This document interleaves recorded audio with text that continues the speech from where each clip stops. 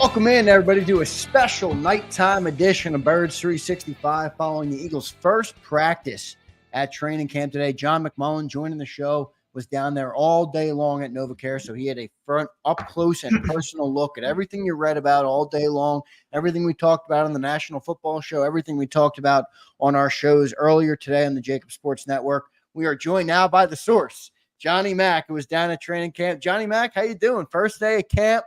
Set the stage for me. What was it like down there at the NovaCare today? Humid. I believe it's it. like a soupy day. Overcast. The sun, of course, comes out at night. Mekhi Becton's throwing up. It was steamy.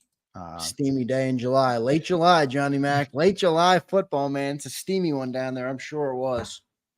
Yeah, and that's tough on the big guys, but he got right back out there, and he was practicing because Landon Dickerson has a lacerated toe. So he got bumped up to the first team again, similar to mandatory minicamp when Landon was out for an excused absence. But so that kind of jumbled things on the offensive line. Brett Toth was also out, backup center. So Matt Hennessy kind of kicked over to center with the second team. Those were the injuries. Guys who started on the PUP list, Cooper DeJean, which was, I reported at SI last night that he was going to start on the NFI list, non-football injury, hurt his hamstring, working out, trying to get ready for training camp. And anytime you have those 4-4 guys, the last thing you want to mess with is hammies, because those things can linger.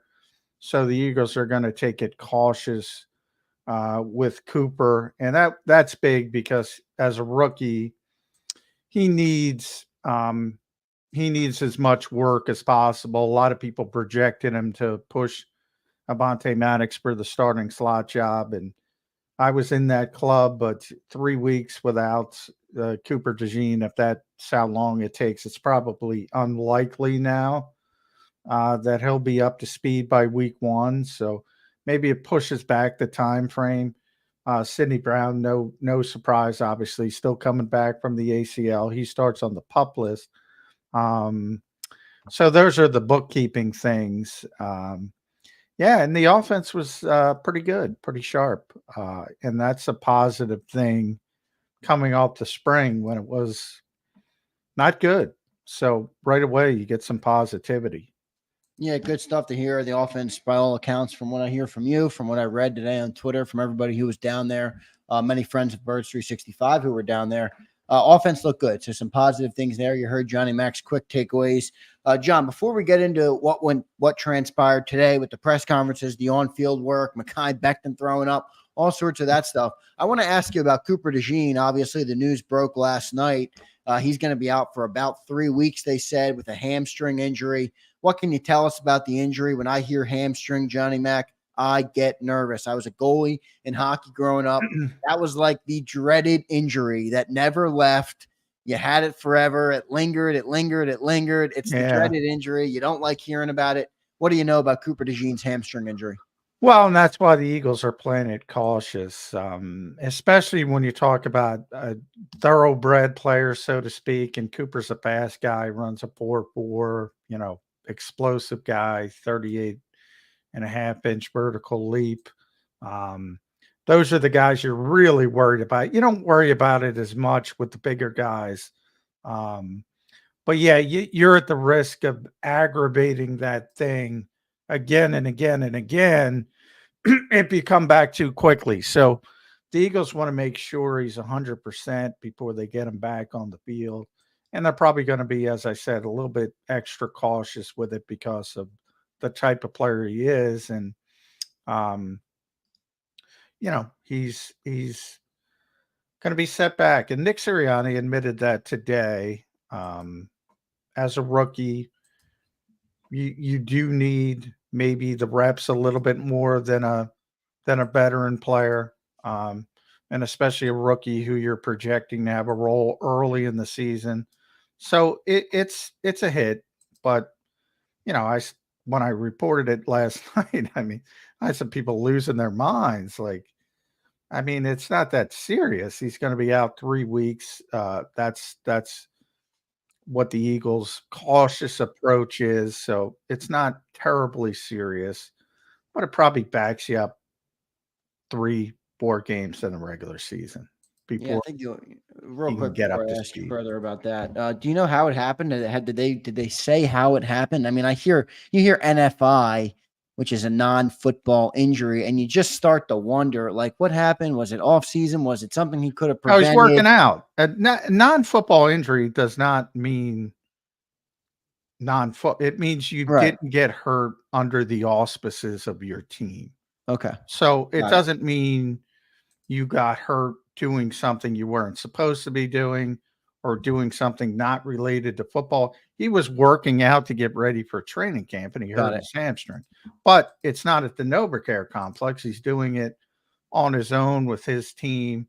And that's what non-football injury means. You can get a non-football injury in a non-football injury, but I think because of the name of the list, all that, the only difference between NFI and PUP, Cindy Brown got hurt playing. If he got hurt in practice with the Eagles, he would have been put on the PUP list. If Cooper did this at the NovaCare complex, he'd be on the PUP list. But he did it away from the Eagles, so it's just a categorization thing. So he goes on the NFI list. That's all it means. Got it. So that's good. That's good news. I wasn't sure, to be honest with you, whether it was something that was, I don't know what you could be doing in the off season where you would injure a hamstring, but good to know that. Hopefully, John, my one worry with that is, and I know you say it might back you up 3-4 games, is he's a rookie, so he hasn't been through this. He's never been through an NFL training camp. This is a new defensive coordinator where you got to think the first 21 days of the training camp are the most important days, especially when you're installing defensive things and you're figuring out who you want to start and all of those different things. I mean, when you're a rookie, am I overstating this? I think it's going to set him. I think he's going to be kind of playing catch up. Maybe No, all that's what year I said. long. Nick admitted it's gonna. But one thing I want to address first is, what are you doing in the because I got a bunch of people that on social media. It's like, what do you think these guys are coming off the couch? Especially guys like Cooper DeJean. You see all these videos of Jalen Hurts working out with Saquon Barkley or AJ Brown or some of the receivers and guys work. You can't go away from an NFL facility in the modern era and, go on a bunch of vacation, especially as a defensive back. There's certain positions. These guys are working out constantly. I mean, AJ Brown is constantly working out year round. Not, so number one, because I got a bunch of people who said, what he's not even here yet. How's he get hurt? It's like, what do you mean, how's he get hurt? I just said he runs a 4.42. The guy's working out all the time. And again, if it were one of those instances when he was, whether it's a tight end university or an offensive lineman working out with Lane Johnson at O-line Masterminds, guys get hurt all the time working out. So I think people are really misconstrued about this Cooper DeJean injury. But yeah, as I said, Nick admitted, it's a setback from the standpoint of getting him ready for week 1 as a potential starter. Long term, and Howie then jumped in because Howie spoke to us today as well and jumped in and said, we're expecting to have this guy for a long time. Yeah. So if it's backed up 3-4 games, who cares in the long run, essentially? Yeah, my fear is that he just plays. He's got to play a lot of catch up, and it's already a big load as a rookie coming in and expected to get some snaps. Where obviously there's a major acclimation period. It's widely talked about across the league, and then you add in a 3-week injury at the very start of camp. Definitely something that Cooper is going to have to battle. So hopefully he gets back healthy, and everything works out good. John, I want to start on the press conferences today when we get into the events of today. Before I get into somebody specifically, what stood out to you? You spoke with Nick. You spoke with Howie. I thought that was interesting. They added Howie Roseman in at the last second. You spoke with Jalen Hurts, A.J. Brown, Darius Slay. Spoke a couple other players spoke. What were your biggest takeaways from the comments that were made from the players? There's a lot of them being talked about. Well, one from the standpoint of Howie, I asked Howie about the coordinators because that report came out about that he hired them. So he, went through the process, kind of scuttled that thought and explained, the collaborative process, but he's in charge of the personnel, essentially. Nick's in charge of the coaching staff, but they collaborate, which is understandable, I would say. And then Jalen Hurts and the Nick Sirianni relationship, and Jalen addressed that right away, kind of cut off question. I think it was Elliot who got the question off right away. And Nick spoke about it too as well, and we knew that was coming because, hey, Jalen left it open ended back in the spring for 6 weeks. So yeah, I you and I have talked about it a lot. I think it's overblown to a certain extent. I mean, but I think Jalen was a little bit upset. He admitted basically there was a disconnect last season. I think maybe a little bit of it was the fact that, he's very close to Brian Johnson, and, it takes some time to get over these things. And I thought Howie was very honest and said how difficult it is in the NFL because to have continuity, because he explained, look, if you win, you lose coaches. If you lose, you lose coaches. yeah, And to a certain degree, it's difficult to retain that continuity. You can do it at head coach, obviously, if you want to. But it's very difficult to do it with the coordinators for a really long standard part of time. It happens, Jim Johnson here, really had no ambition at that point of his career to be a head coach, and was happy being a coordinator. Maybe have that same frame with Big Fangio. We'll see how it works out. But, if you remove the head coach, that might not work out. So it's a lot of things that go into it, and how he kind of explained that part of it, which is true.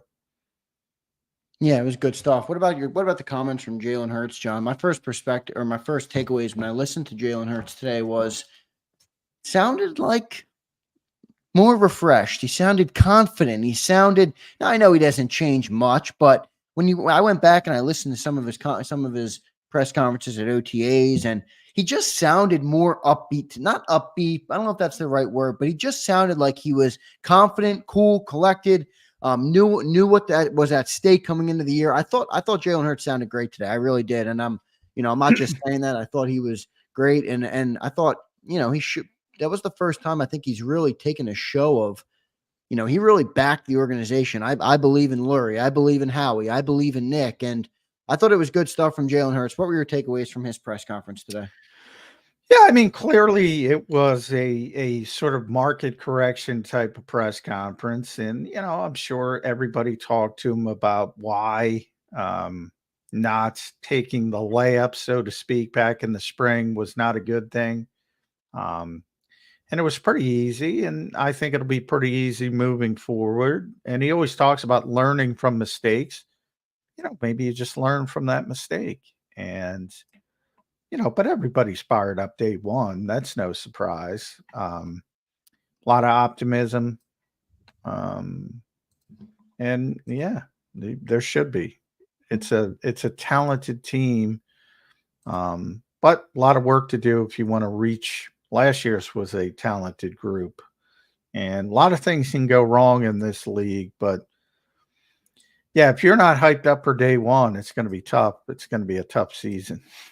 Yeah, no, I knew. I just mean the whole aura of him. I get it. You're right. I mean, it is day one where you're going to be that that jacked up. But coming off that 7-week stretch where everybody made everything of what he had to say last time, I thought it was a good showing from QB1. I liked how he backed his team. I liked how, I thought he was a spokesman person for the Eagles a little bit there, more so than I've seen him in the past, which I think is maybe, a nod to him taking on a more serious role as the leader of the team and as the main guy and all those things. Now, maybe I'm making too much of it, but that was just my takeaway from it, and I thought it was a positive thing, without a doubt. Yeah, well, you don't win with press conference. I never get excited by press conferences. Me neither. I said that on the show this morning, but I will say everybody was waiting to hear them, but based on the last one. It's more of an issue when it's like in the spring. It's more of an issue than, in other words, you're doing your job today. So, well done, tip the cap. But yeah, press conferences aren't going to win or lose, but it was easy, and that was the whole problem with the original aspect of it. It was easy, and that's why there was a problem, because it was a layup, and he didn't make the layup. Right. And I'm sure Jeffrey talked to him. I'm sure Howie talked to him. I'm sure Nick talked to him, and he made the correction, and that's fine. That's a good thing. Good stuff from Jalen Hurts. John, anything else in the press conferences before we move on to what they did on the field today that you feel the need to talk about? Anything else that stood out to you from anybody that spoke today in their press conferences that's worth talking about here on Birds 365? Poor Saquon had to deal with all the hard knock stuff. So he's probably glad to get that page turned finally. And he showed some signs today. So that was and the fans who were there, there's a small amount of fans let in each day. They were very excited when Saquon Barkley touched the football. So you can see how fired up the fan base is to get him. And he showed some things today. And, the offense wasn't great in the spring. We talked about it a lot. It was a lot better today. And maybe that's just the reason, but he showed some of the juice that you expect, and even showed some of that impact that Howie Roseman was talking about. The Eagles, baked an option to him. Everybody went to Barkley on the defense, and Jalen Hurts was left by himself for a big run. So that's something that's not going to show up on the stat sheet if it's in a game, but that's where I've talked about it on the show. Can he have an impact? Can he help the offense? It's just one play in July, but you can see if other teams, if other defenses are concerned about Saquon Barkley, then maybe it opens up some other things, or in this case, the quarterback or other players. But yeah, a lot of positive signs for really the first time with Saquon Barkley. So, and the fans maybe that was part of it as well. Maybe he was hyped up because the fans were there. Yeah, good stuff. Let's go to the on-field stuff, Johnny Mac. We'll start with the offense before we get into some of the specific players and some of the things we saw. What did you see from the offense today? You just kind of mentioned that it looked good with Saquon Barkley, but, we only get to see a little bit of the footage, John, as you know. You watched the whole practice. What did you see in the practice? What stood out to you? Any good plays, any good players, anything you can clue us in on? Take us inside the practice today, Johnny Mac. I do think, this was more of an offensive day than a defensive day. The biggest play was a Jalen Hurts 35-yard touchdown pass to Dallas Goedert. It's interesting. I remember talking about the spring. Dallas Goedert's looked great, and he looked great in the spring, and he was always open. And I remember talking on the show, I'm like, all right, if you hit one or two of these throws, there's a whole different narrative. And today he hit the throw. And, Kaylee Ringo was trailing in coverage. CJ was getting over late. And he had that window, and Dallas is open, and boom, you have a touchdown. Now all of a sudden it's all positive.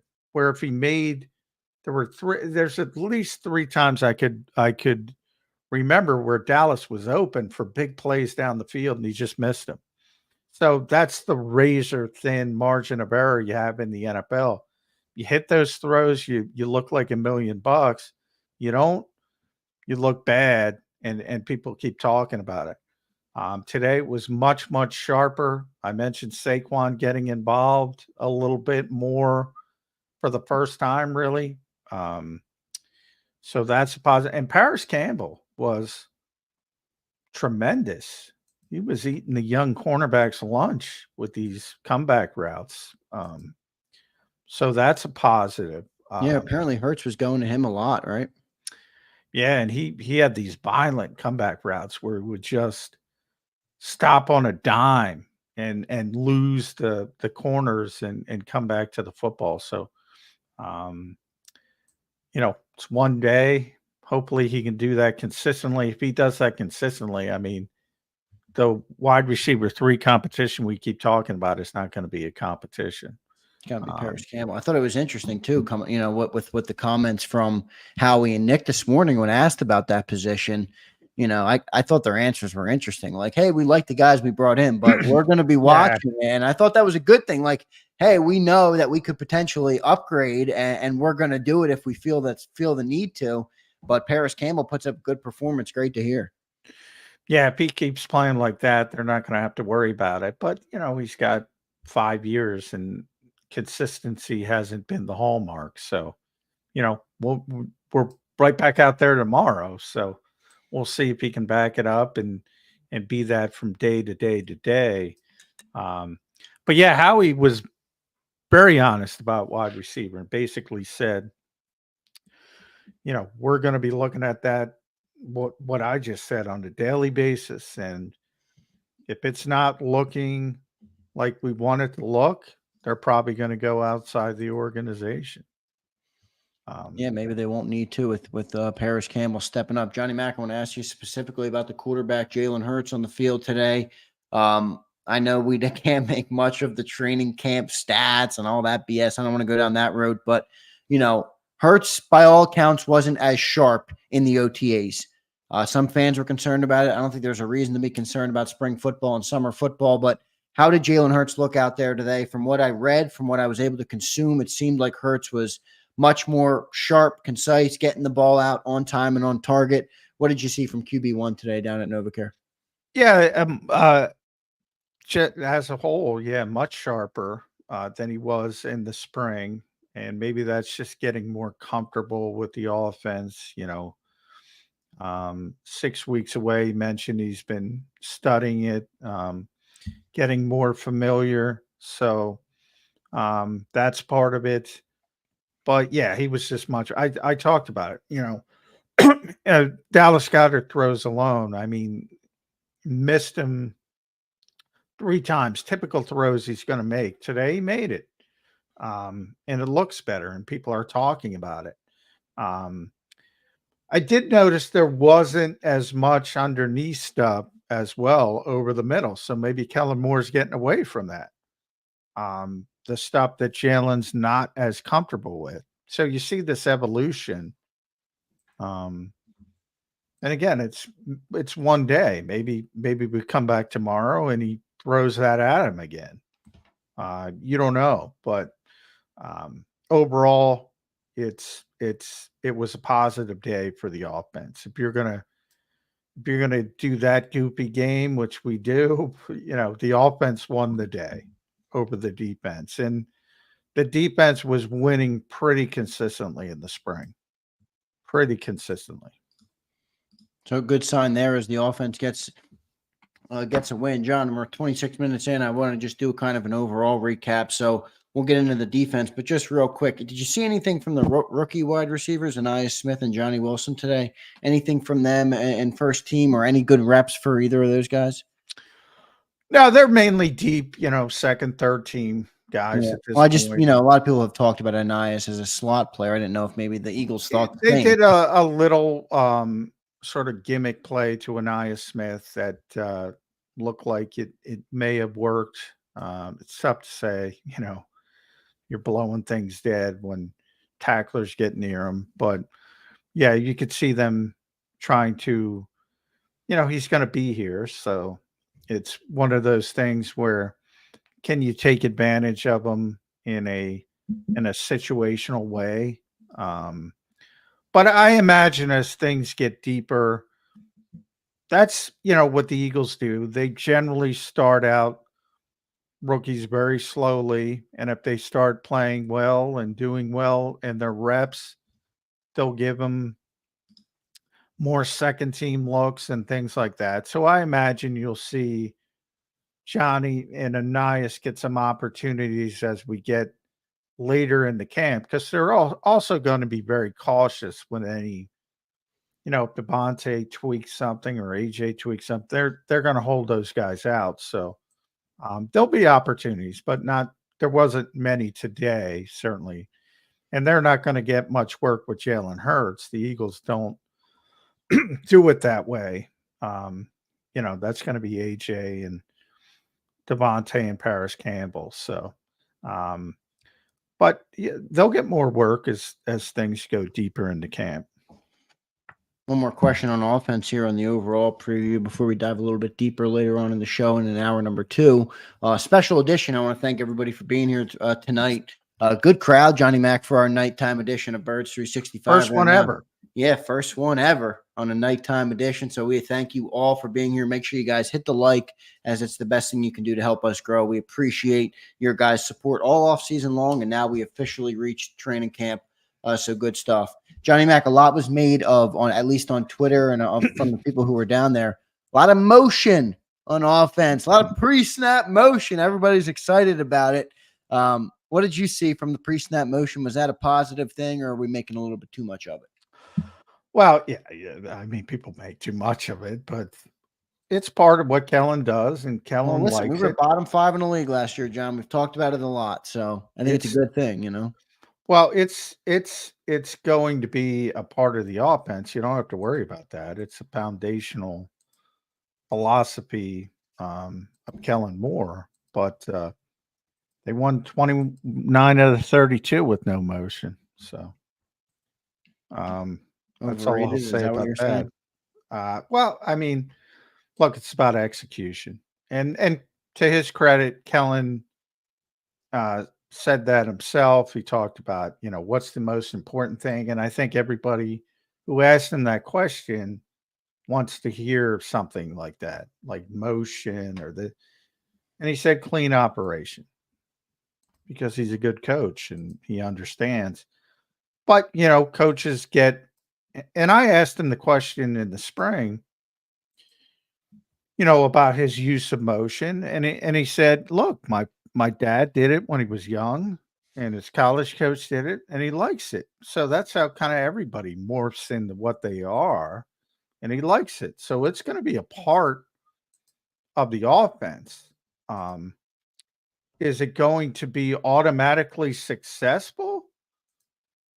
Well, think about all the teams that ran more motion than the Eagles that weren't as successful as the Eagles. Motion does not guarantee success. So I think this assumption that, the Eagles are going to be great because they're running more motion, I mean, that to me is silly. No, but I think it's a good sign when you have this much talent on the offense, and you have a coordinator who comes in, and at least you see something different. You see that maybe he's going to be able to incorporate some of this talent well and do it properly. And I think that's a good sign, at least from it. I get what you're saying. If you do it properly, and you do it and you execute it correctly. But if you're motioning for motioning's sake, it's not going to help you. No, it's not going to help you at all. I don't know about that. I mean, it didn't look good last year down the stretch. No motion, no difference in the offense. A lot of, look, you can say it wasn't predictable last year. The whole league said it was predictable. Everybody said it was predictable. It didn't work last year down the stretch late in the season. Nick Bosa is not the whole league. Christian McCaffrey called out the play on the live telecast. Christian McCaffrey can call out everybody's play on every team in the NFL.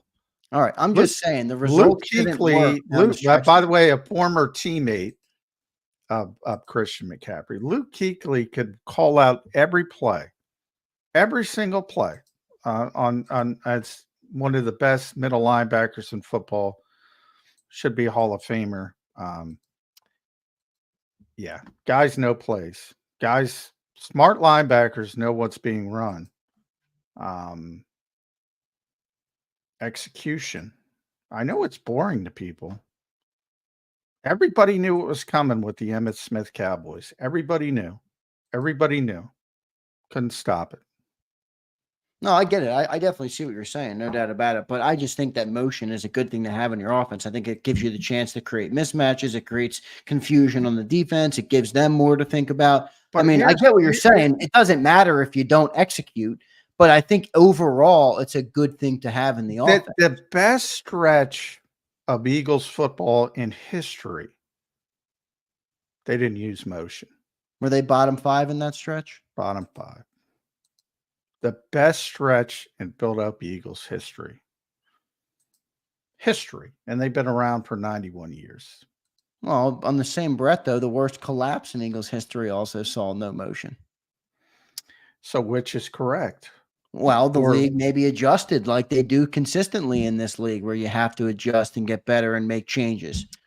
Why do you have to adjust and no motion?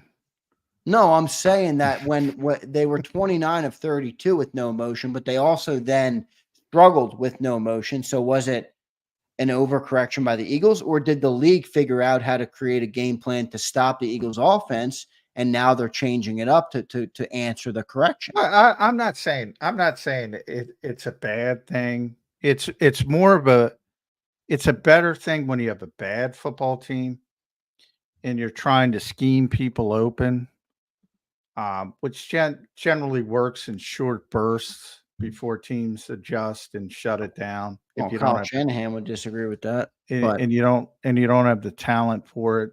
Well, Sean McVay is the guy, and I say this all the time when it comes to motion in the NFL, and he literally calls it the illusion of complexity. Literally calls it that. I don't call it that. He calls it that.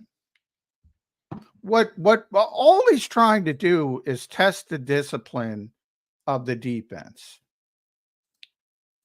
And a lot of times with young defenders, it'll work because they don't have discipline. With veteran guys who know what they're doing, it doesn't bother them. But I mean, people want to make it this cure-all. I'm just saying it ain't a cure-all. They're not going to win. I get what you're saying. You're not saying, okay, they ran motion, now they're going to be the greatest offense in the NFL. I get it. I see what you're saying. Yeah. They're not going to win football games because they run motion. And Kellen Moore would be the first to tell you that. No, but that's why I said clean operation. Don't get behind the sticks. Do all the things that are boring. And then, he's comfortable with it. It's like, Nick got into the no motion thing. I tell the story all the time because Phillip Rivers didn't like it. And Phillip Rivers preferred just to get his information by formational tricks. And, maybe that's not fair to expect Jalen Hurts to be Phillip Rivers. But he had more success doing it than Phillip Rivers ever did. So you can look at it both ways. At least from a team perspective. I just think it's become this shiny bauble that people hang on to and think it's some kind of correction, where the correction is teaching the quarterback how to handle a blitz. That's what's going to win you football games. That's what's going to win you football games. Fair perspective. I think you're leaving out potentially some of the advantages of having that when you have an 8th ranked offense in the NFL and it lacked all that motion. You're giving yourself a chance to be better. Kenneth P in the chat, he's right. He points out Eagles had veterans at cornerback get cooked by motion, and that was in the Super Bowl. And that he's correct. Darius Slay was so far out of position, he wasn't even in a 10-yard radius of a receiver in the NFL in the Super Bowl because of motion.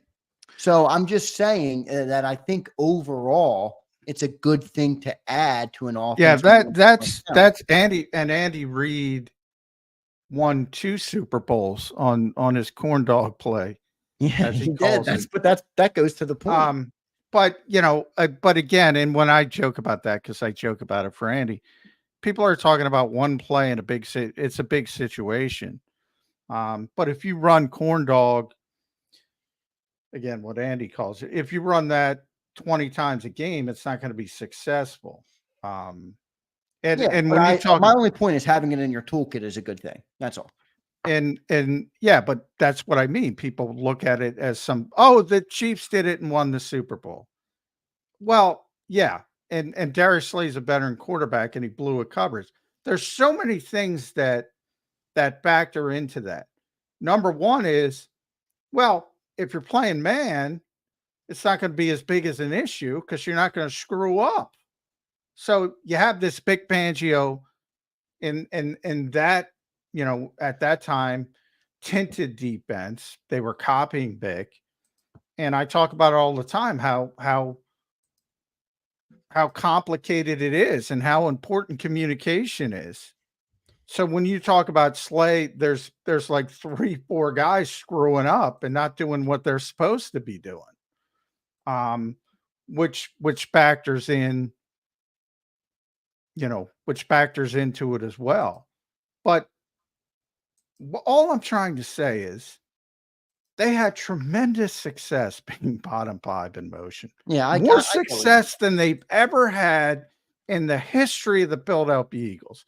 And the assumption is that they're going to fix this shit because they're throwing some motion in there, which Jim Schwartz calls eyewash and eye freaking candy, because that's all it is. You're trying to fool people. You're not trying to beat people. Well, maybe that'll help the offense, John. Maybe we need to fool more people because nobody was fooled down the stretch last year. Wait, all I'm saying, you agree. Motion is not a bad thing, right? It's not a bad thing. It's not a good thing. It's a thing. Okay, that's fair. It's a thing to test the discipline of the defense. And if you have an undisciplined defense, keep running it. If these morons can't, keep up, keep running it. If they can, it's a waste of time. Now, also the quarterback part of it. In a static world, let's call the Eagles offense a static world last year. Jalen Hurts struggled to handle the blitz. In a non-static world, is he going to be better against the blitz? Potentially. But it's going to have nothing to do with the motion. It's going to have to do with Kellen Moore and Doug Nussmeier and Nick Sirianni and anybody else who's involved, getting him properly prepared in between game days to do what he needs to do. That will improve the Eagles' offense.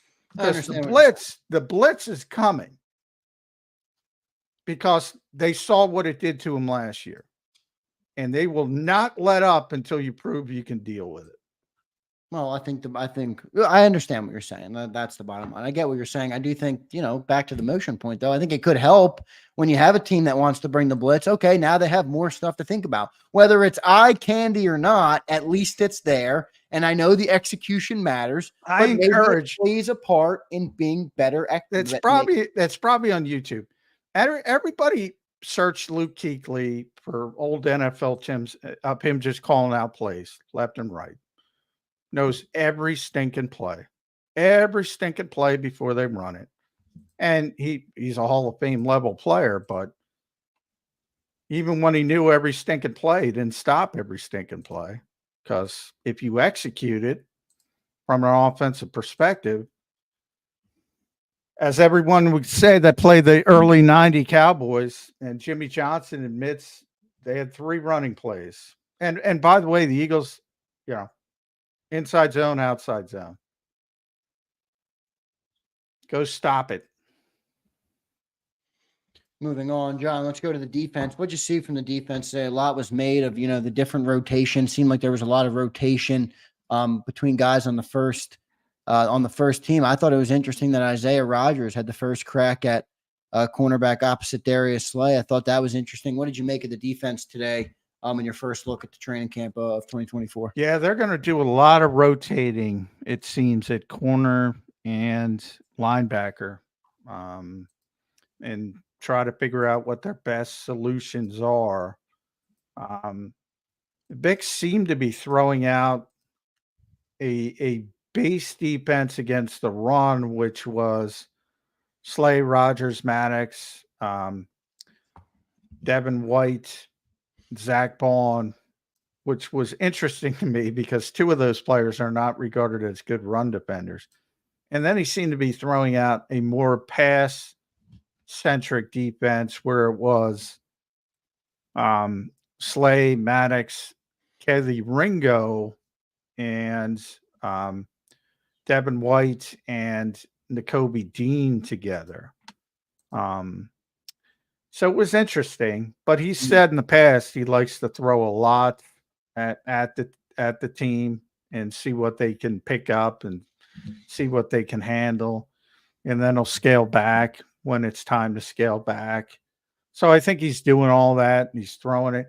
Quinyon Mitchell, man, they played him at left corner. He got most of his work as Slay's backup at left corner. He was in the slot. He was at right corner towards the end of practice. They moved him over there. He's been at dime linebacker in the spring. They are throwing a lot at Quinyon Mitchell. How's he handling it, John, from your perspective? Seems to be handling it all pretty well. It doesn't seem like a fish out of water. The defense didn't make many plays today. The most noticeable would have been Zach Bond had a nice pass breakup on a seam route to CJ Uzama, and that was a Kenny Pickett throw. Not a lot of plays from the defense today. But Quinyon does not look out of place. He does not look overwhelmed at all. And they're throwing a lot at him. That's a very good sign, though. Very good sign that it doesn't seem like a fish out of water when they're considering they're moving them to left side, right side, played slot, all linebacker. corner. I mean, he didn't play linebacker today, but he said in the spring, right? In the spring, he was at linebacker. Yeah. He played all three corner positions today. Which is pretty impressive. And maybe part of that is because Cooper's out. But even so, yeah, I'm still on my Quinyon Mitchell's going to be a day one starter. We'll see how it shakes out. It's one day. But yeah, Ringo, who I'm also high on, did not play as well today. So I'd say of the three, Mitchell was the best. Rogers was number 2, and then Kaylee Ringo number 3. Dang, disappointing. I have Keely as the starter, so I hope just a little biased. It's one day. It's one day. I'm just having fun with it. I like Keely Ringo, so hopefully he has a good rest of the training camp coming in here. John, let's go to the defensive line. I'm gonna get to a commercial break. Just finish up our overall wrap, and then we'll dive into some deeper topics. I want to ask you about, the Cooper DeJean effect on the back end, what that might mean for the roster and who they keep around or don't keep around. So we'll ask you about that later on in the show in hour number 2 here. We'll be live till 8 p.m. tonight. So thanks everybody for being here. John, let's go to that defensive line. What did you see on the defensive line? I read, one thing, I forget who it was. Shoot, I'd like to give him credit. Let me see if I can really quickly just pull it up. It was one of your beat reporters who was down there at the practice who was watching. Let me see if I can really quickly just grab that. EJ Smith was down there. And was it EJ Smith?